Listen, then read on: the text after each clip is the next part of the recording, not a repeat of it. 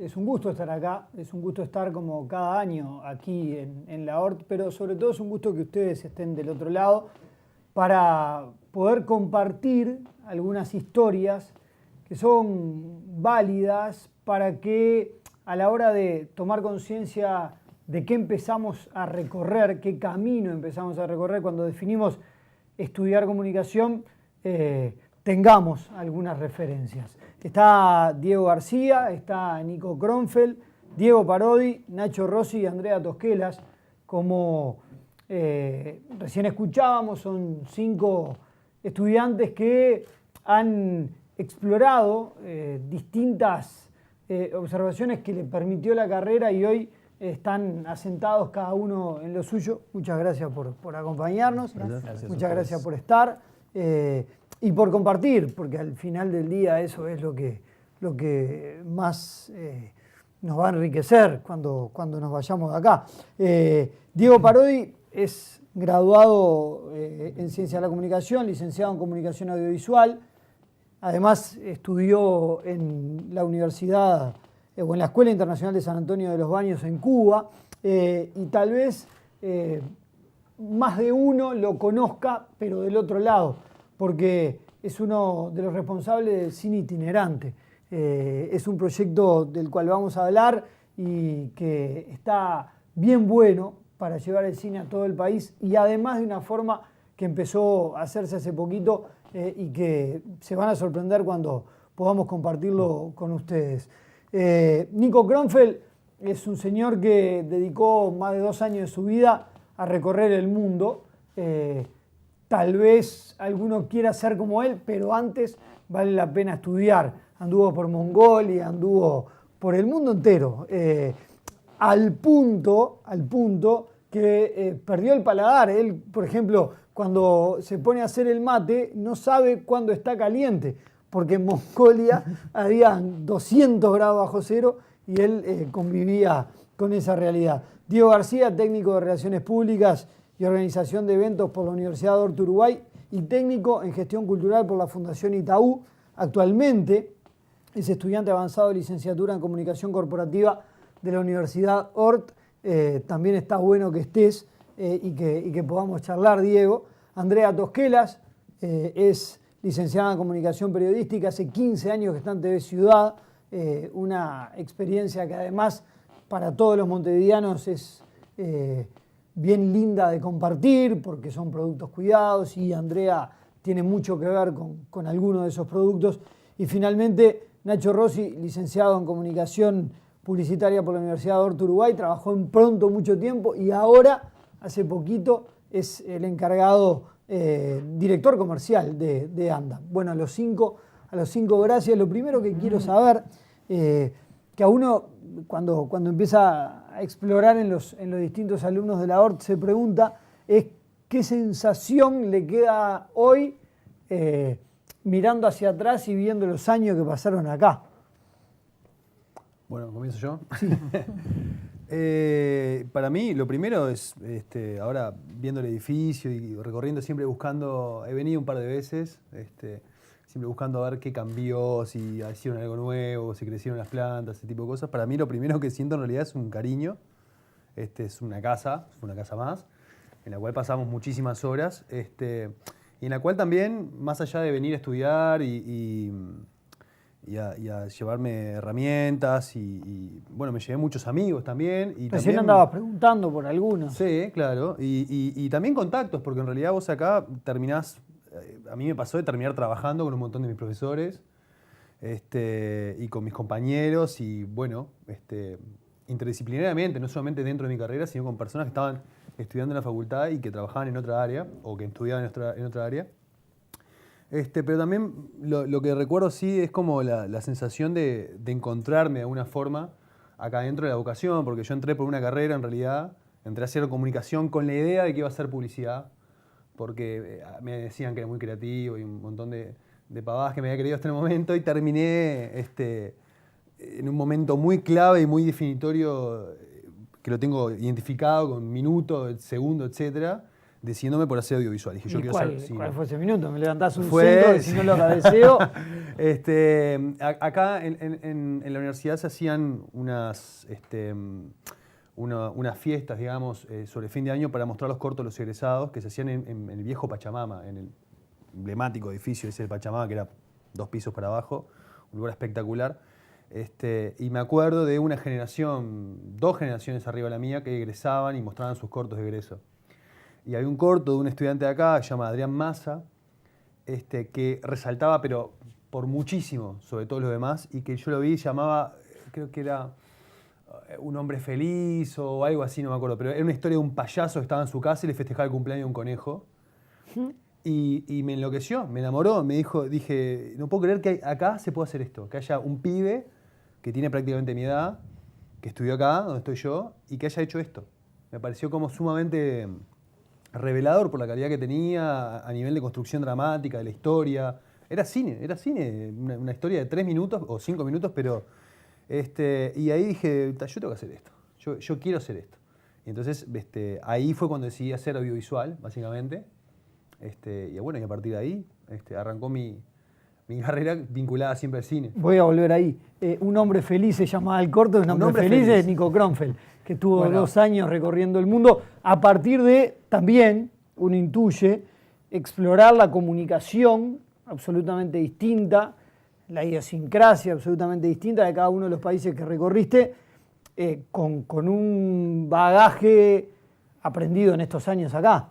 Sí, me recuerdo de la pregunta que hacías, me recuerdo de entrar a la universidad los primeros años o quizá primeros meses con muchas preguntas, con bastante desorden a nivel personal, de vocación, de no saber bien para dónde quería agarrar. Una de las razones era esa, el pensar que una vez terminados los estudios, necesariamente había que atarse a un lugar. Y yo tenía la idea de viajar por el mundo, de conocer distintos lugares, y me retumbaba ese dilema entre cuanto más me acerco al final, menos tiempo me queda para salir a recorrer. Entonces, recuerdo a la ORT como acompañándome en ese proceso de ordenarme y de encontrar en la comunicación, en el periodismo y también en los contenidos digitales la posibilidad de combinar 2 pasiones o quizá un sueño y una posibilidad de hacerlo viable, que es contar a través de redes sociales, a través de internet, historias que conocí por el mundo que hicieron que pueda, con mi hermano, que es el otro director del proyecto, vivir por el mundo por unos años, impulsando un proyecto de comunicación y volviendo a Uruguay sin sentir que interrumpí mi carrera o interrumpí mi vida para cumplir un sueño, sino que alineé, llevé de la mano un sueño que tenía y la vocación de comunicar. Así que esos son como un poco mis recuerdos. Porque ahí hay 2 cuestiones. Una es la comunicación en sí y cómo cambió en estos años, desde cuando ustedes entraron a hoy. La realidad es que contar por redes sociales, comunicar por redes sociales, era algo, si no difícil de imaginar, por lo menos bastante lejano en el tiempo, en aquellos años. Y por otro lado, las dudas que uno tiene a la hora de entrar, Andrea. Cuando uno se plantea con 17 años, ¿qué hago cuando termine sexto? ¿A dónde voy? ¿Hago comunicación? ¿Me gusta hablar? ¿Me comunico fácil? Pero bueno, hay todo un mundo después. Y hoy, filmando con 3 cámaras simultáneas, imagino que todo eso que en TV Ciudad hoy vos ves casi con cotidianeidad, en ese momento cuando te enfrentaste a esta realidad en este estudio, era como toda una historia nueva. No, además lo paradójico es que yo no pensaba ni ahí hacer televisión. O sea, es verdad que uno cuando entra no sabe muy bien qué quiere hacer, ¿no? Creo que le pasa a la mayoría y está bien que eso suceda. Y yo sabía que me gustaba escribir, ¿no? Entré con la idea de eso, yo lo que quiero es escribir. Y bueno, me inclinaba por el periodismo, esas cosas las tenía claras desde un arranque, pero era como, bueno, vamos a ver qué sucede, ¿no? Y me acuerdo cuando estábamos por entrar, recordaba el taller, la materia que teníamos sobre televisión, el primer programa que hicimos acá. Claro. Y nada, y después con el tiempo uno se da cuenta de lo importante que fue eso, ¿no? Porque en el momento era una linda experiencia, la pasábamos bárbaro, aprendías, pero también lo veía como lejano porque uno estaba convencido de que eso no era lo de uno, ¿no? Y sin embargo, 15 años después estoy haciendo televisión, sigo en TV Ciudad y ahí uno valora las cosas importantes, hasta los roles, ¿no? Lo que era el rol del productor, el rol del presentador, ¿no? Más allá de la estructura, de las herramientas técnicas, sino también cómo uno va identificando esas cosas que después cuando entras a un medio o a la práctica, no es ajeno a uno, ¿no? Te es familiar todo eso. Porque eso además es parte de la carrera. Acá tenemos dos casos. Empezar con la idea de hacer algo y en el camino darse cuenta que era para el otro lado, que uno se siente más cómodo, que encuentra un profesor que le marca un camino que dice está recontra bueno explorar. En tu caso, Ignacio, ¿fue así? Sí, yo empecé, aparte, con otra cosa. Yo termino el liceo con 17 años, me pasa por un tema del mes que cumplo, que quedo ahí en la mitad, y la primera carrera que elijo es Derecho. Nada que ver, me fui a la Facultad de Derecho. Yo venía de la institución pública, o sea, no tampoco es, pero la verdad la Facultad de Derecho me avasalló en 300 personas. Y siempre digo que lo mejor que hice en la Facultad de Derecho fue los campeonatos de fútbol 5, que me salieron bárbaros. ¿Ganaste alguno? Sí, ganamos uno con un equipo del interior, yo era el único repatriado de Montevideo. Pero no, claramente lo que no sentía era la vocación de lo que estaba empezando a hacer. Y en ese año que uno a veces se siente como bizarro y siente que tiene que elegir y demás, siempre la comunicación, o más bien te diría que la publicidad o lo que pasaba en la televisión era lo que me interesaba mucho, el entender qué pasaba por detrás. También no sabía si era un tema de audiovisual, si era un tema de publicidad o de qué, pero bueno, ahí empecé. Y a mí particularmente, tú decías hoy el tema de profesores y demás, hay dos personas particulares que como que me marcaron lo que quería hacer, que tampoco terminó siendo lo que estoy haciendo actualmente. O sea, primero fue un taller de verano que lo hice con Álvaro Moré, que daba sobre publicidad. Y la verdad realmente me gustó lo que él proponía de lo que se hacía en una agencia y demás. Estamos hablando de uno de los tipos más talentosos Sí, de este país sí, a nivel de publicidad, sí, que dio un taller de verano y que te marcó definitivamente. Tuve la suerte de compartir laboralmente muchos años con él, con su agencia. Así que después, es lo que decía Diego, esos contactos que después de alguna forma te los encontrás, porque también Uruguay es muy chiquito y te los encontrás a la vuelta de la esquina y el nivel de profesionales que está dentro de la universidad. Y después particularmente más avanzada la carrera, ya cuando había elegido el tema publicitario, a mí me pasaba que cuando todos los profesores preguntaban, bueno, ¿uno qué quiere hacer? ¿Creativo, medio, ejecutivo? Y la verdad no me sentía cómodo con ninguno de los tres. Había algo que no me cerraba de los tres. No me sentía una persona tan creativa como Diego. No me gustaba tanto la parte... O sea, la ejecutiva era la que más me gustaba, pero... Y ahí tuve un profesor que era Morandi, un ex planner de Punto, una agencia Punto. Sí. También un publicista hiper reconocido, creador de El Grito del Canilla, ¿no? O sea, creo que todo el mundo reconoce esa publicidad. Hoy ya fallecido, pero él tenía un cargo en la agencia que era planner estratégico. Que era como una cosa que creo que acá en el Uruguay no existía. Y era algo como que veía holísticamente todo. Y eso fue lo que a mí me llamó mucho la atención.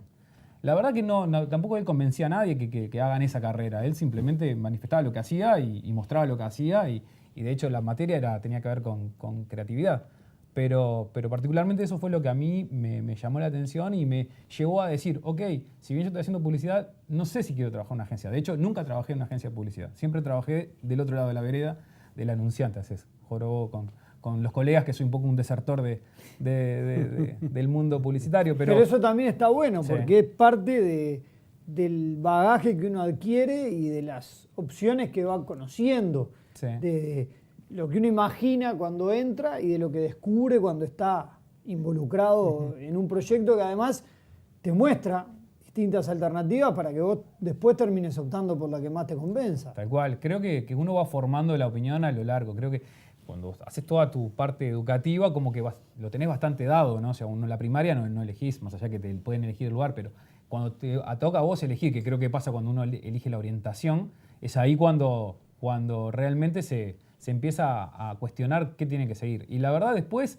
te cuestionás muchas veces si lo que elegiste es lo que realmente te gusta. Y en definitiva creo que lo que no está bueno es encasillarse. Digo, ¿por qué si lo que estudié es lo que tengo que hacer o esto me permite como trampolín para otras cosas y empezar también a probarlas, ¿no? Diego es tan fanático de la ORT y del estudio que además de ser técnico en relaciones públicas, claro, de eventos por la ORT, ahora está estudiando también acá. Exactamente, creo que es uno de esos casos que me encuentra y en la reincidencia. En realidad, lo mío surge como una inquietud cuando mi primer empleo, en realidad viendo una organización en la que estaba trabajando y pensando como, en realidad estaba estudiando ingeniería, y pensando en ese trabajo y en todo lo que pasaba, con quién se relacionaban, en qué se podía mejorar, hacia dónde podía ir la empresa, o sea, cuando en realidad de repente no eran responsabilidades mías, pero uno pensaba en un montón de cosas, me di cuenta y dije, bueno, en realidad lo mío son las comunicaciones. Y esa inquietud me trajo a la Tecnicatura de Relaciones Públicas. Y bueno, creo que es reciente el ver, hablaban cómo es el tema del cambio de las comunicaciones hoy en día, y yo lo veo en estos 10 años, de cuando hice la Tecnicatura a lo que estoy estudiando hoy. Creo que la carrera te arroja unas herramientas y te actualizas, algo que tenés que estar actualizándote todo el tiempo. Y bueno, hoy en día me encuentra nuevamente en el estudio, después de haber pasado, bueno, ahora hace años que estoy en el auditorio trabajando, y que pasás también, a ver, comunicaciones tiene eso que te permite moverte en distintas actividades dentro del mismo empleo, tanto para un sector más comercial, tanto para un sector más periodístico. En el auditorio me ha pasado de hacer un montón de entrevistas, y recuerdo estando en este estudio cuando Sotelo nos hacía, docente en ese momento, nos hacía la materia gestión de crisis, creo que era, y uno ahí se preguntaba, decías, bueno, pero ¿de qué me va a servir esto? Y 6 años después... Sí, hoy la gestión de crisis en el auditorio del Sodre, me acuerdo de Sotelo. Estás agradeciendo a la vida que te la hayan dado, ¿no? Exactamente. Y el tema de los contactos también. A ver, uno entra, capaz que esa inquietud te lleva a la carrera y rápidamente entras al mercado laboral, como me pasó a mí. Pero después también uno tiene dudas, y a veces recurrir a docentes que te acompañaron o que supiste aprovecharlos durante el curso es una ayuda. Hace pocas semanas me junté con un docente de la Tecnicatura a charlar, a tomar un café, porque nada, estamos en contacto desde esa época. ¿Qué se vive en el Sodre hoy? Bueno, hoy en el Sodre se vive un montón, a ver, desde el departamento de comunicaciones del auditorio, que es donde estoy trabajando hace 7 años, es algo muy rico en cuanto a todo lo que pasa dentro del auditorio, porque tanto tenés una orquesta con una temporada, un ballet que tiene determinadas características, tenés actividades, bueno, del coro, del conjunto de música de cámara, tenés como diferentes clientes dentro del mismo departamento, y a su vez tenés al auditorio, que también es un generador de contenidos. Entonces también el administrar todos los públicos con los que te relacionás, la parte política, la parte de comunicación más estratégica, comercial, acuerdos, todo eso es riquísimo, tiene un potencial importantísimo, y la carrera también te brinda herramientas para poder aprovecharlo. Uno trabajando y estudiando se da cuenta de eso. Hoy vive en la incertidumbre de qué va a pasar el año que viene ante las renuncias de Boca y de García. Hay algunas áreas que tienen esa incertidumbre, pero también está desde el punto que nos toca poder apoyar, aconsejar, desde lo que uno sabe, cuáles serán esas decisiones. Después, obviamente, también hay decisiones que son más, en el ámbito que me toca a mí, son de repente más políticas y no pasan por uno, pero que también llevan a que una decisión política que nombra de repente una persona te hace a vos acomodarte a la gestión de esa persona, porque es un nuevo integrante en esa organización con el cual hay que trabajar y generar campañas, estrategias, un montón de cosas. Yo les pido a ustedes que están atrás de cámara que vayan pensando alguna cosa para charlar ahora en un ratito. Andrea, 15 años en TV Ciudad, y la diferencia entre el día que entraste y hoy, también a nivel comunicacional. Hoy en día uno parece muy expuesto a la realidad de comunicar todo de una manera ágil, por redes sociales. ¿Cómo hacer para que el producto que uno presenta tenga calidad en un momento donde el rol de ponerlo ahora y ya juega un papel tan preponderante? Bueno, por suerte en TV Ciudad todavía nos damos ese lujo de no andar corriendo, porque de alguna manera, obviamente siempre yo trabajo en el informativo, coordino el área de prensa de TV Ciudad, el informativo central se llama Informe Capital, y obviamente como todo informativo uno busca dar noticias y entre ellas tener primicias, ¿no?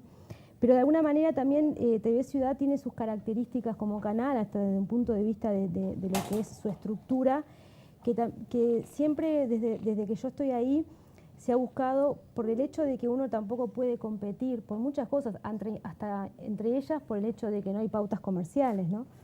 Entonces eso de alguna manera, lo positivo de eso es que uno puede todavía tomarse algunos tiempos para cuidar el material, el producto, lo que se va a dar, pensarlo, ver si esto capaz que no conviene. A veces cuando discutimos en la sala ahí de prensa y día a día siempre estamos discutiendo los contenidos, lo que va a salir, a veces uno, ¿no?, lo lleva ese impulso de vamos a darlo o esto tiene que salir hoy, y siempre nos estamos como frenando, no, pero bueno, pará, vamos a chequear y vamos a ver, como que más allá de estos tiempos de redes sociales y que uno tiene que estar como siempre saliendo, siempre esa idea de tiene que ser ya, todavía podemos mantenernos ahí un poco priorizando los cuidados y el contenido por sobre todas las cosas, ¿no? Que un estudiante de la ORT haya sido parte y sea hoy de Efecto Cine, que es la primera plataforma de exhibición itinerante en el Uruguay, seguramente también para la universidad sea algo regocijante, porque más allá de poner en el aire la película, hay todo un laburo detrás que es verdaderamente muy destacado. Sí, bueno, nosotros, Efecto Cine es, digamos, un área de trabajo de una productora de cine que se llama Coral. Y lo que pasó con Coral, que hicimos una primera película, su director también es egresado de acá de la escuela, Sebastián Benalic. Y Seba terminó la primera película, se llama La Matiné, un documental sobre la murga de La Matiné. Y pasó que nos encontramos con un país en el cual la mayoría de los departamentos, esto pasa aún hoy, no tienen sala de cine. La Matinera era la murga, de La Matinera, viejos murguistas, claro, que aparecían en el carnaval por el Pitufo Ahí Lombardo. va, una especie de Buenavista Social Club, Exacto. murga, Uruguay. Y entonces, ¿qué pasó? Acá en Uruguay hay una coincidencia no tan favorable al cine, que es que la mayoría de los distribuidores en muchos casos son exhibidores. Entonces las salas de cine es como si yo fuera el dueño del kiosco y a su vez soy digamos, el dueño de una determinada marca de alfajores, claro, algo así. Entonces ellos le dan pantalla más a sus propias películas, y las películas uruguayas tienen muy poca posibilidad. No está mal, pero no tienen las mismas condiciones para poder competir y para poder visualizarse. Un niño probablemente de 4 o 5 años en la mitad del país, con gorrita vasca y bajándose un caballo, seguramente no sepa ni quién es Anina, ni Selkirk, ni un montón de personajes, digamos, de lo que es el cine infantil uruguayo. O no ahora ahora cambió en Mi Mundial. Mi Mundial, bueno, exhibición. está apuntando, Sí. está apuntando muy bien, pero te aseguro que si le preguntás quién es Harry Potter, capaz que no sabe, o no vio la película, pero sabe que es un mago, que tiene lentes, que vuela en una escoba, que estudia en una escuela de magia. Algunas cosas saben, porque está en la mochila, porque están en todos lados, en la sopa. Entonces nosotros lo que queremos hacer era, generar una plataforma que pudiera permitir que todo el país pudiera tener acceso a esos contenidos, los nuestros y los de cualquier otra productora, de cualquier otra película. Y se generó ese proyecto que aplicó a fondos internacionales, que generamos por suerte un montón de reconocimiento internacional. Pudimos obtener fondos para poder armarnos de un equipamiento tecnológico que, por más que las funciones fueran gratuitas, fuera realmente de calidad. Claro. Y intervenimos espacios públicos, generando un evento de convivencia en una plaza, en un parque, en una playa. Es social, cultural, Sí, en y- lugares exacto. específicos del país, recorriendo los 19 departamentos. Y recuperando la experiencia esa de ir al cine, del consumo colectivo. Hoy por hoy, acá, entre los que estamos, podemos probablemente, cada uno en su teléfono, poder ver una película. Nos conectamos todos a Netflix y vemos todos una película diferente en este mismo momento. Eso antes no era así y no estamos yo no estoy ni a favor ni en contra de eso. Simplemente lo que nos interesa es como agregar una posibilidad más en el menú. Claro, porque O sea, contra la realidad no puedes competir. No, pero o sea, sí poder yo dar otra herramienta. No está dar mal otra Rápido y alternativa. Furioso 37 o no sé, por lo que vayan, sino que nos parece interesante como poder generar la instancia, la posibilidad de salir de la mirada única y de que una persona en Pirarajá, es un pueblito en La Valleja o en donde sea, en Aceguá, tenga la posibilidad B, acceder a una película uruguaya, hecha por uruguayos. Estamos en una etapa en la cual estamos como aprendiendo a vernos y a entendernos y a contar nuestras propias historias y como a contar también nuestra mítica y las películas de nuestras, yo sé, desde Maracaná hasta la película de Artigas y cosas que son como, que forman parte de nuestra propia identidad y estamos ahora como en un proceso que en la mayoría de los países del mundo pasó hace 80 años o 50 años. Pero no se quedaron ahí porque ahora hay le dieron una vueltita más a la rosca. Y ahora, bueno, ¿qué pasa? Yo me considero a mí mismo como un lastre en el sentido de eso, de la evolución que tiene, por ejemplo, el tema de los contenidos cada vez, que es una de las cosas más, que más rápido han evolucionado desde que nosotros estudiamos hasta ahora, el tema de redes sociales, el tema del déficit de atención que tiene la gente en general, porque ahora 10 segundos y ya quiero ver otro video, quiero ver otra cosa y no me interesa más. Entonces, ver una película en una pantalla y no tener, viste, para ir al cursor abajo. Yo estoy segura que la gente cuando ve las películas en efecto cine o en lo que sea, está siempre queriendo ver cuánto le falta, ¿no? Como esa sensación de que pasar al siguiente video. Entonces nosotros ahora estamos como, proponemos esa experiencia y intentamos darle siempre una vuelta, como si vos, para que se mantenga el interés y generarle valor agregado a la función. Entonces ahora desde hace 3 años que estamos trabajando con un sistema que se llama Efecto Pedal y que básicamente es una innovación tecnológica que es única en el país, en la región, en el hemisferio sur de hecho, y que propone que la gente sea la protagonista de la función teniendo que dar pedal a unas bicicletas para generar la energía que alimenta el proyector, que alimenta los parlantes, que infla la pantalla y demás. Si dejan de pedalear... Si dejan de pelear, básicamente se acaba la energía y se apaga. Entonces, ¿y eso qué genera? Que la gente además sea protagonista. Genera que la gente, primero que nada, tenga por lo menos se interese sobre la conciencia ambiental, sobre deconstruir cosas que se aprieta un botón y se prende una luz, ¿no? Que la energía es un recurso que es finito, que es rico, que hay que cuidarlo. Genera que también la gente salga de ese sedentarismo y se mueva y genera sobre todo una cultura colaborativa de si entre todos nosotros nos asociamos y genera equipo, genera convivencia, personas muy distintas, muy separadas, tipo muy viejitos o chiquitos o personas con capacidades realmente y con personalidades sumamente distintas se encuentran en una plaza y están todos pedaleando, disfrutando de una película. Y además tiene, por supuesto, es una actividad deportiva, recreativa, lúdica, tiene un tema de salud. Y de paso estamos pasando una película y compartiendo un momento juntos. Ignacio, de la Horta a la presidencia de la Cámara Anunciante del Uruguay en marzo del 2017 tomás ese desafío. ¿Cómo es hoy? Bueno, primero uno de los responsables está acá presente, que es Héctor, que fue el que me invitó a ese desafío, que obviamente yo cuando me lo contó por teléfono, dije, Héctor, ¿qué pasó? Algo pasó, digo, soy el único, ¿viste? Tipo el designado. Yo le digo que soy el presidente designado, ¿viste? Claro. Bueno. No, la verdad, la propuesta estuvo buena, venía por el lado de generar un cambio a nivel nacional en lo que era la institución y es un desafío que te saca de la zona de confort, o sea, es algo que no lo esperaba, ni mucho menos. Yo me había acercado, sí, a la Cámara, pero con la idea de conocer gente, de aportar, de generar un poco de networking también y de representar a la empresa que estaba en ese momento. Y por la inquietud también de querer sumarme a determinadas comisiones, a las ganas de trabajar, me fui metiendo, pero con ninguna otra objetivo que ese.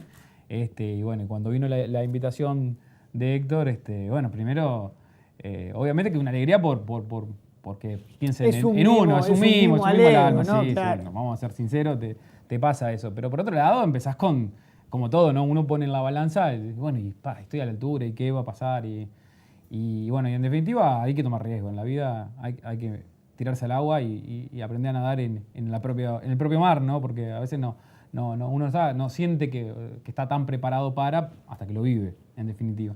Esa aventura arrancó hace unos meses.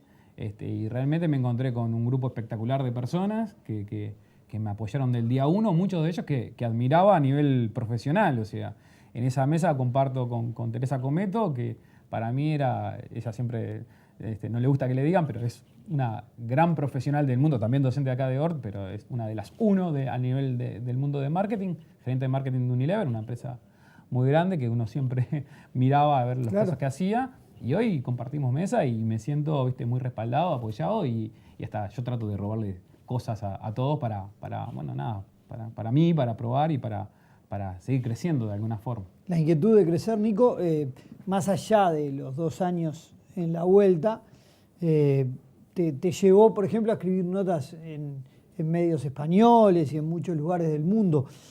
Supongo que, más allá del ánimo del viajero, hay también un respaldo profesional que se va adquiriendo y cuando vos empezás a ver, también hay que poder contarlo.